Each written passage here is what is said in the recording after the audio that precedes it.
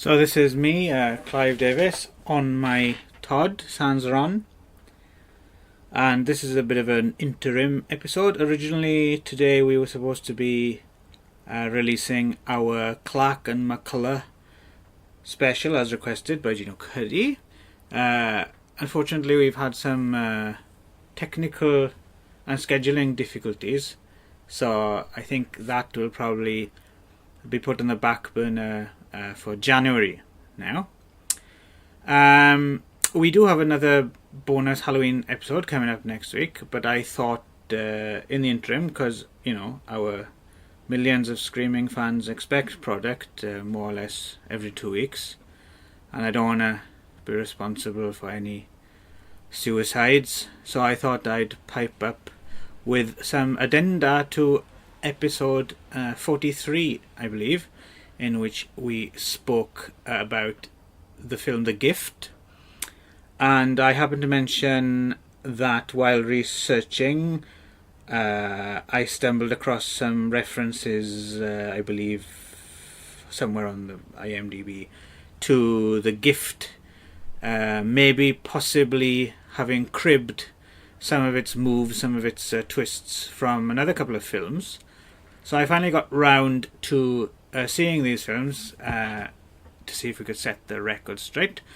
The first of which was the 2013 Czech-Slovak co-production Honeymoon. I think mostly, Czech. I think shot in the Czech Republic, but officially a Czech-Slovak co-production. I don't know much about current Czech-Slovak cinema, I have to admit, so I don't know if this is a common kind of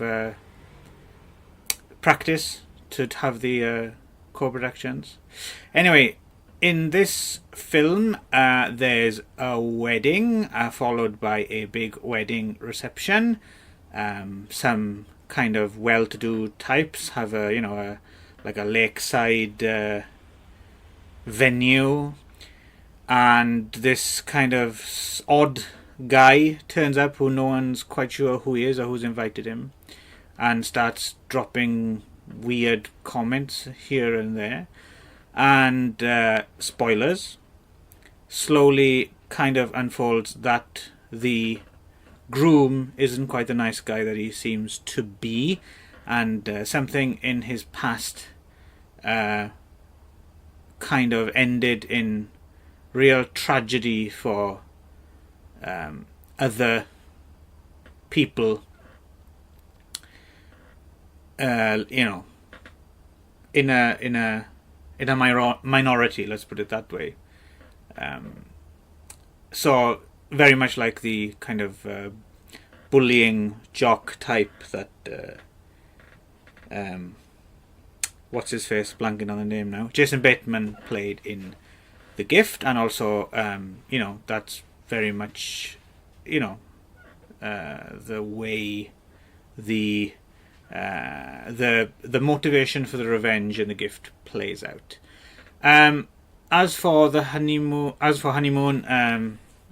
in and of itself, it's okay. I mean, it's well made, and I kind of made it through to the end without too much of a struggle, but I think it paints itself into a bit of a corner and doesn't really know what it has to say at the end, so it just kind of peters out somewhat unconvincingly. It's okay. I wouldn't go out of my way. In terms of the Gift's debt to it, this is certainly stronger than the next film we're going to be talking about. However, I don't think it's done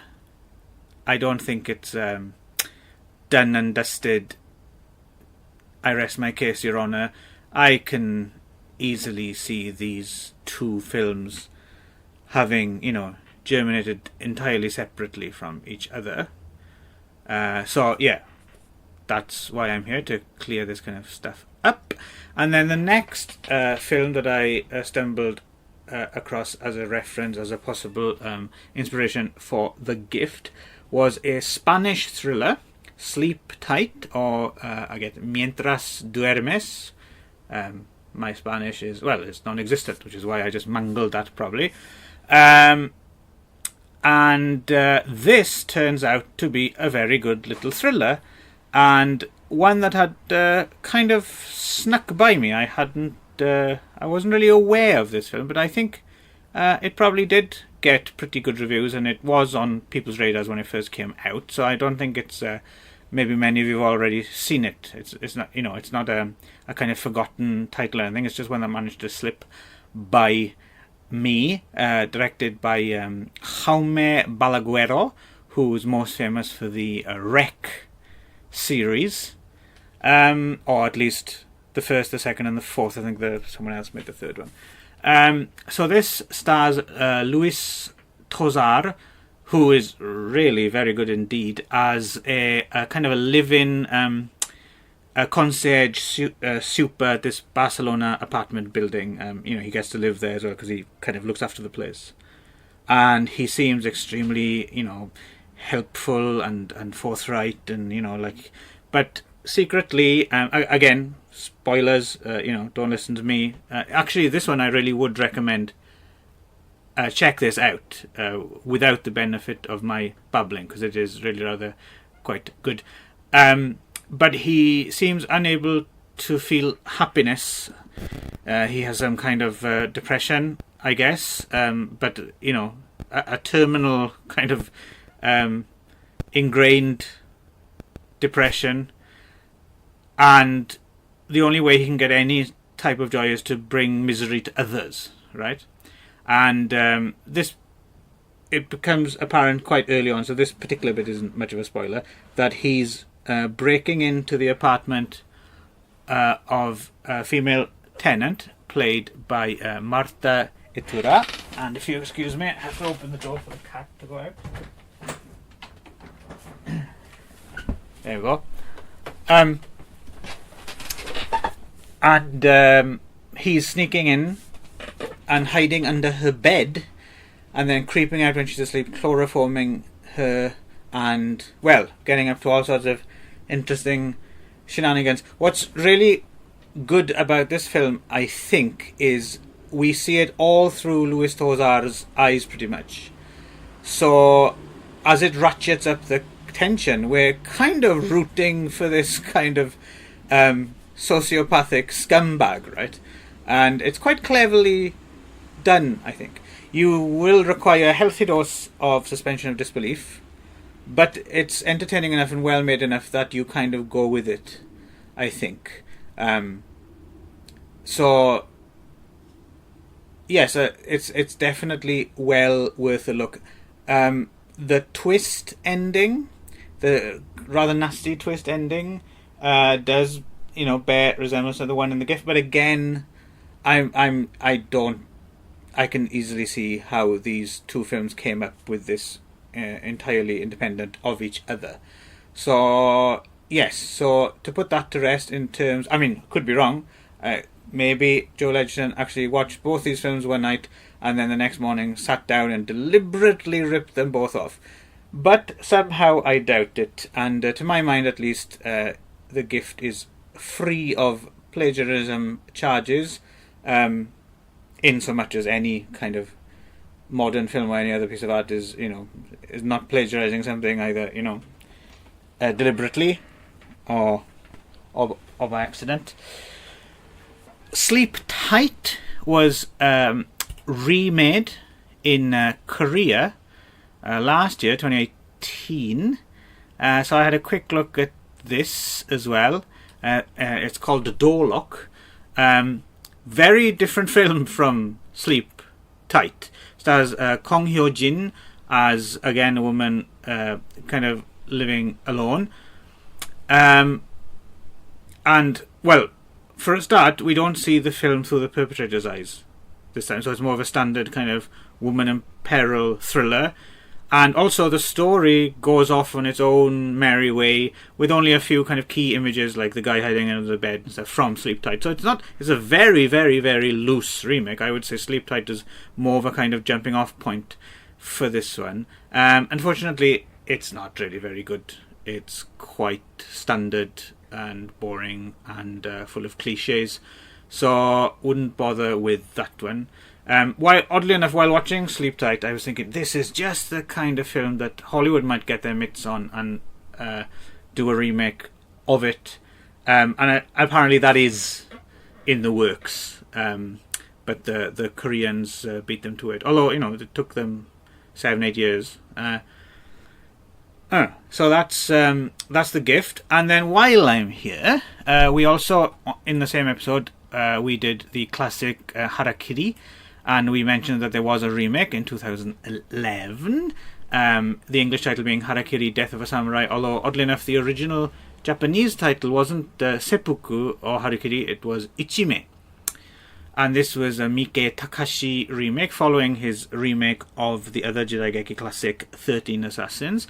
I don't think this is quite up there with his remake of 13 Assassins, because that was very good. And again, not quite up to the standard of the original, the Kudoichi, I believe, original, but few things are. But a very worthy and valid attempt, as is this, actually. It's not bad at all. The acting is solid. Ichikawa Eibazo was someone I wasn't that familiar with. He's no Nakadai Tetsuya, but again, few people are. But he does a pretty good job of it. You've got Mitsushima Hikari, the panty flashing, high kicking schoolgirl heroine from Shion Sono's Love Exposure. And yeah, it's not bad actually. It makes the suicide scene a lot more grisly. And there's here and there are little touches which you could argue are not exactly improvements, but nice little additions that were not in the original. But overall, Miki Takahashi, as much as he can be very entertaining at times, is no Kobayashi Masaki. So overall, it doesn't have... the original Harakiri was just a tight, kind of fantastically just stripped down, straight ahead, never lets down, never flags. It's a masterpiece, right? Just the rhythm of it, the orchestration is just immaculate. I think that's the word, immaculate. Whereas Mike Takahashi does let bits sag here and there. So he's clearly not, there's all sorts of gradations of directors from good to bad, but there are very few kind of real masters of the form, I think. And who knows, he may become one day, but he's not for the time being. But I do enjoy his films, and I did enjoy this remake, so it's kind of worth a look. Not so sure about it originally being 3D in theatres though. I'm not quite sure how they went about that, whether they went more for a depth of field thing rather than pointy things sticking out to do, because I couldn't notice much pointiness in the version I saw, but then it wasn't a 3D version. If any of you did see Harakiri, Death of a Samurai in 3D, I'd be interested to see if you have any opinions on it. Right, so I think that's about it. I've probably stretched your patience enough, coming up on the 14-minute mark here. So hopefully this will tide you over until the Halloween show drops next week. Okay, thanks for listening. Bye.